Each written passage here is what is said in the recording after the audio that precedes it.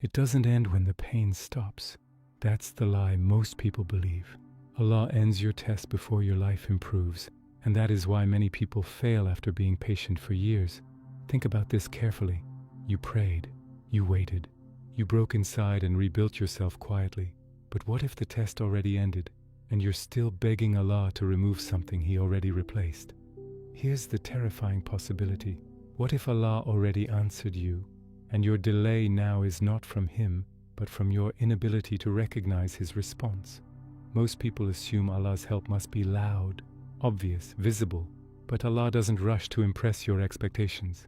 He refines your perception, and the first sign that your test has ended does not appear in your circumstances. It appears in your heart. Miss this sign, and you may unknowingly reject the very mercy you begged for, because when Allah removes a test, He also removes your excuses, and not everyone is ready for that. Let me disturb your comfort for a moment. Why do two people go through the same hardship? One comes out humble, disciplined, closer to Allah.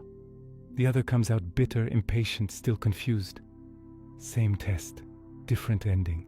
That alone should scare you. Allah does not end tests randomly. He ends them purposefully. And the first sign is subtle enough that only the awake notice it. Here it is. Your emotional weight shifts before your reality does. Not relief, not ease, weight.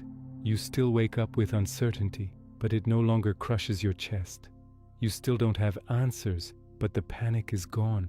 You still face pressure, but something inside you has stabilized. And that silence, that internal stillness, that's not numbness, that's not distraction. That is Allah loosening the grip of fear on your heart. Now ask yourself, honestly, when something goes wrong now, do you still spiral the same way, or do you recover faster? When delays happen, do you still accuse Allah in your thoughts, or do you pause? That pause is not weakness, it's maturity, and maturity is expensive. It costs pain. Most people don't realize this. Allah does not test to break you. He tests to remove what cannot enter the next level with you. Your desperation, your dependency on outcomes, your emotional bargaining with Allah. So when the test ends, Allah removes urgency from your heart before removing difficulty from your life. And this creates tension, because the nafs hates unresolved endings. The nafs wants closure outside. Allah gives clarity inside. And suddenly you're standing in a strange place, still tested externally, but no longer collapsing internally. That is not the end of the journey, that is the doorway. This is where many people lose the plot, because the nafs doesn't disappear when the test ends. It adapts, it whispers. If Allah really accepted you, things would change faster. If this was over, you'd feel happier. If you passed, life would be easier. But guidance does not shout, it settles. Here is the deeper truth most people are not taught.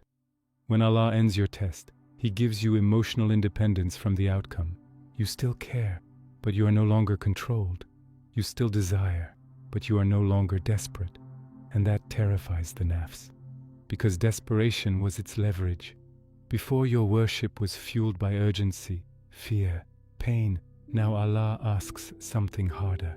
Consistency without pressure, obedience without crisis, trust without guarantees. And the nafs resist this stage more than hardship. Why? Because suffering gave you an identity. Now Allah removes that identity and asks you to stand without it. Let me ask you a question that requires courage. If Allah returned your old life, the same struggles, the same pain, the same version of you, would you accept it? If the answer is no, your test changed you. If the answer is yes, your attachment is still alive, and Allah knows. This is the moment when many people self-sabotage. They provoke drama, they return to old habits, they recreate pain. Why? Because peace feels unfamiliar, because growth feels lonely, because responsibility feels heavy. But listen carefully. Allah did not remove your anxiety, so you could return to distraction.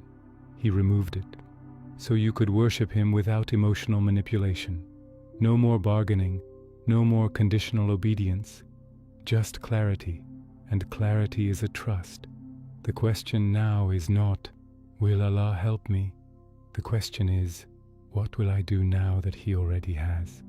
Now the tone changes, because once Allah ends a test, He does not wait. The calm you feel is not a reward, it is a deadline.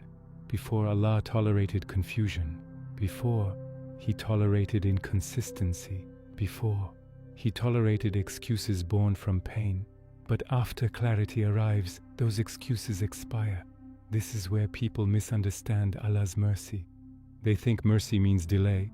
They think mercy means softness forever, but mercy also means expectation. When Allah strengthens your heart, He expects movement. When He gives you insight, He expects alignment. When He removes emotional chaos, He expects discipline. Here is a frightening truth most people ignore. Allah does not elevate without increasing accountability. The closer you get, the less ignorance protects you. You can no longer say, "I didn't know." You can no longer say, "I wasn't ready." You can no longer hide behind emotional exhaustion, because Allah already healed the part of you that used those excuses. And now comes the dangerous moment: comfort, not ease, comfort. Your life may not improve immediately, but your tolerance improves, and that tolerance can deceive you. You start thinking, "I'm okay now." But okay is not the goal. Obedience is, purpose is, direction is. Let me confront you respectfully.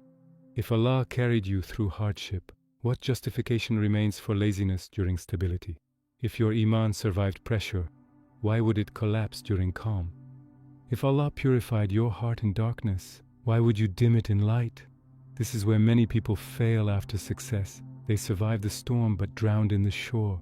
Because storms force dua, calm requires discipline. Storms create urgency, calm reveals intention. And Allah is watching closely in this phase, not for tears, not for desperation, but for consistency.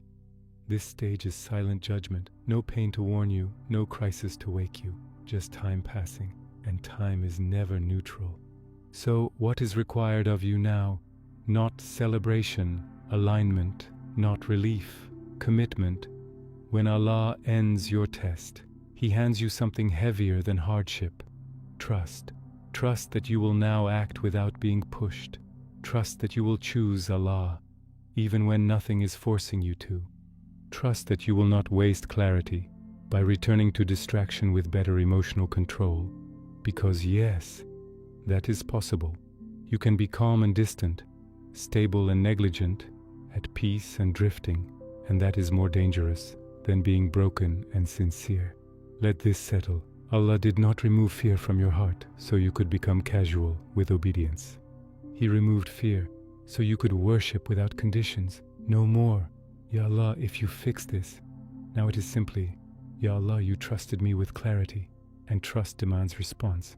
Here is the final moral tension. Allah may not test you again with pain. He may test you with time, and time is subtle. It doesn't hurt loudly. It doesn't warn you. It just passes.